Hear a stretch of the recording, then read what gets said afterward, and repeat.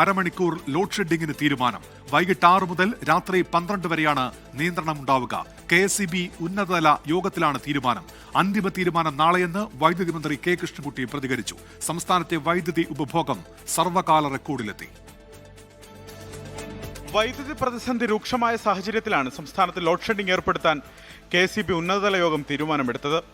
വൈകിട്ട് 6 മുതൽ രാത്രി 12 വരെയാണ് നിയന്ത്രണം. സ്ഥിതിഗതികൾ ഉന്നത ഉദ്യോഗസ്ഥരുടെ സംഘം ദിവസവും വിലയിരുത്തണം. വൈദ്യുതി വാഹന ചാർജിംഗ് വൈകുന്നേരം 6 മുതൽ 12 വരെ പൂർണ്ണമായി ഒഴിവാക്കണം. AC-യുടെ താപനില 24 മുതൽ 26 ഡിഗ്രി സെൽഷ്യസിൽ നിലനിർത്തണമെന്നും യോഗം നിർദ്ദേശിച്ചു. ഇപ്പോഴും നേരത്തെ ലോഡ് ഷെഡിംഗ് ഇല്ല, ഒരു നിയന്ത്രണമേ ഉള്ളൂ. അതും ഒഴിവാകുന്നതാണ് പ്രതീക്ഷ. ഒരു കാലത്തും ഉണ്ടാകാത്ത ഉഷ്ണതരംഗമല്ലേ ഉണ്ടായിരിക്കണേ, ഇത് നിങ്ങളറിയില്ലേ? അതുണ്ടായതിന് എന്താ ചെയ്യാൻ പറ്റുക? നിയന്ത്രണം എന്നുള്ളൊരു തീരുമാനമായിരുന്നു എത്തിയത്. അതിനുശേഷമാണ് മഴ പെയ്തത്. അതുപോലെ 250 മെഗാവാട്ട് കിട്ടുകയും ചെയ്തു. അപ്പോൾ അതനുസരിച്ച് നാളെ ഇവർ ആലോചിച്ചിട്ടൊരു തീരുമാനമെടുക്കും. ചൂട് അതികഠിനമായി തുടരുന്നതിനിടെ സംസ്ഥാനത്തെ പ്രതിദിന വൈദ്യുതി ഉപയോഗത്തിൽ വൻ വർധനവുണ്ടായി. ഇന്നലത്തെ മൊത്തം വൈദ്യുതി ഉപയോഗം സർവകാല റെക്കോർഡിലെത്തി.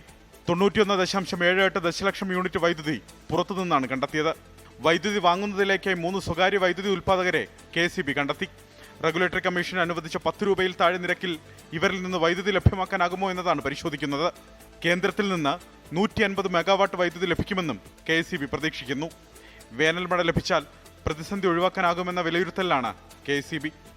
24 തിരുവനന്തപുരം.